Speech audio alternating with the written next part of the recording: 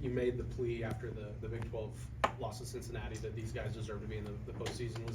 Did this come as a surprise? I mean, obviously you have to put in a bid to host the NIT, but did this come as a surprise to you that you made the first round? No, I mean, I think, the way that we were trending towards the end of the season, that people were taking notice of it. Obviously, we didn't do well enough to get in NCAAs.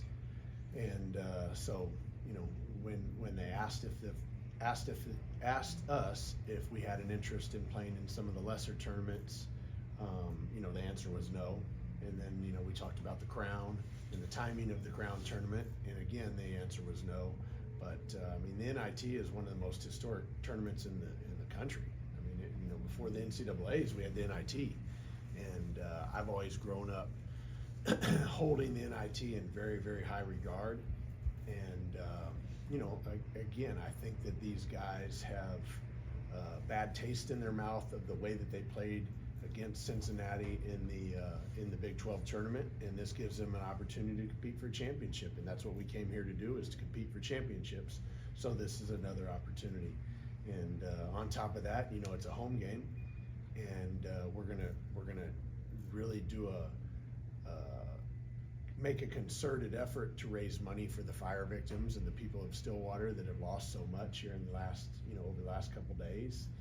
So it should be a win-win and a great event. I just hope that the people will come out and support it, because it could be a great night for everybody. With maybe uncertainty of getting in or not getting in, plus it being spring break, what kind of have the guys been up to over the last Well, what did we lose, on Tuesday or Wednesday? On Tuesday. We lost on Tuesday, so they came back Tuesday night, and they had Wednesday and Thursday off, and then we did a bunch of individual work on Friday. We practiced on Saturday, practiced on Sunday. But Sunday, by that time, you have a little more clear idea if you're in or out.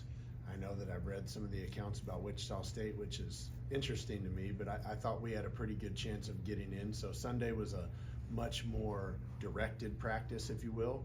And then obviously we're going to practice here in a few minutes. What does the time scouting sort of look like whenever all of a sudden, hey, you've got a game in 2 days and it's against Wichita State? What does that kind of look like from a coaching perspective? Yeah, it's just like the NCAA tournament. I mean, you figure out that you're playing somebody at 5 o'clock or 9 o'clock, and you spend the night working on trying to come up with the best game plan to win the game. And from a player standpoint, I mean, those guys are, they don't probably invest nearly as much in the film watching and those sorts of things. But yeah, I mean, the staff had a long night of scouting, an early morning of scouting, but what else would you rather be doing? I'm just happy that we're still playing basketball. I've heard a lot of times that this tournament has a lot to do with motivation, team's motivation going into it. Do you feel like the guys are up and ready to go compete? Yeah, no, I mean, they've been great in practice yesterday, and in the shortened practice on Saturday, and individuals on Friday. Again, I mean, they had a bad taste in their mouth after Tuesday, and they should have, because we didn't play well. And we had played well against Cincinnati in the previous game, so this gives you an opportunity to get that bad taste out of your mouth and possibly win or compete in one of the best tournaments in the country, not called the NCAA. You get 8 or 9 seniors on the roster, and it gives these guys a chance to go out on a win with a trophy. Just kind of what would that mean to close these careers out? I think it'd be great for them. They've come a long way. We're not a polished product all nights and at all times, but I think that these guys have competed at a high level for most of the nights, especially in Gallagher-Iba, and they deserve to have an opportunity to play postseason. Some of these guys have never played in the postseason, whether it's NCAA or NIT or whatever, so this will be their first opportunity to do so, and they're excited about it. For the program, how important is it? Yeah, I mean, again, guys, I've said this from day one. Our goal is to be playing meaningful basketball in March, and anytime you can get invited to the NCAAs or the NIT, or it depends. I mean, things are going to change. There's going to be new tournaments coming and going, but anytime you can play for a title in March, I think that that's a good step, for your program. With that being said, we need to make sure that moving forward we're playing an NCAA tournament as well. That's got to be the first and foremost goal. But the NIT is no slouch. You mentioned that some of these guys haven't had postseason experience, and you, at least from a preparation standpoint, it's similar to the NCAA tournament, short turnaround, and if you win, you got another short turnaround. Yeah. Is that I know there's not a lot of guys that can come back, but for guys that come back, is that experience valuable? Yeah, no, it'll be a great experience for those guys that return.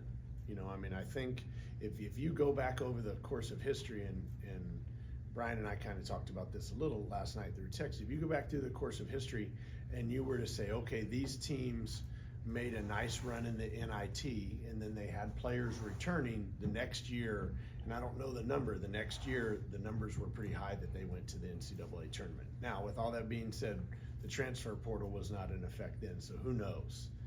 But if we can keep some players intact and continue to build our culture and lay our foundation, this NIT tournament could be fantastic for us. What stands out about Wichita State? It seems like they rebound pretty well from a couple of different spots. Yeah, no, we scrimmage them, and obviously I think both of us are light years from where we were in October. He had a great, I want to say February. I want to say they went like 7-1 in February, and so they played better, as the season wore on, very similar to us. They've got a big shot blocker in Quincy Ballard. They've got a lot of strong, athletic downhill guards that get to the rim, and then they put a lot of pressure on the rim, and they rebound the ball at a high rate. Very similar to us in certain respects, because the way they score the ball, through getting to the rim, through the free throw line, and those sorts of things, and really not making an enormous amount of threes.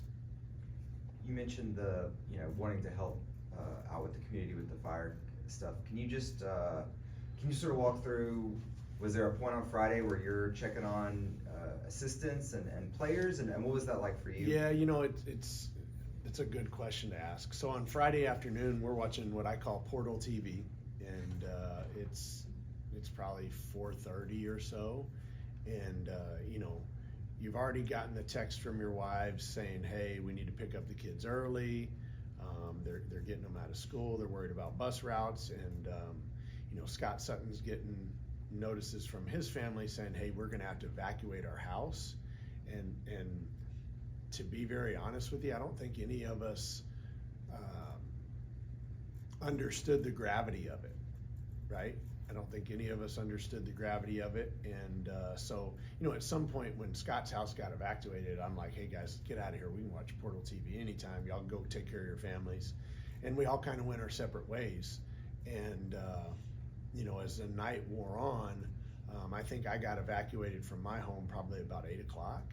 And so some of us are up here at Gallagher-Iba, and including staff, and you're constantly in contact with the players trying to make sure they're okay. And we came up with a plan, because you had 3 assistants who live out, I guess that would be north, and they had homes that were unaffected. So if the campus was going to be affected, all the players were going to go there, and stay with those 3 assistants. And then my family was able to utilize a condo, and we went and stayed there, and we were safe. And then we were able to get back into our home the next morning and have no issues. And unfortunately, Scott Sutton wasn't so lucky. I think he got over to his house at like 4 or 5 in the morning and watched it, and it's just embers. But it's a tough situation for a lot of people. I know that there's several people in the athletic department and student athletes that also lost their homes. So I think it's a great opportunity for our entire community and for the state to number one, support them and help those people, but also to come out and watch a basketball game on Tuesday night. I mean, there's nothing else going on in Stillwater. We're on spring break. The Stillwater High School and Independent School District is on spring break. So what else do we got to do? They've lowered the prices. You get to kind of sit anywhere you want.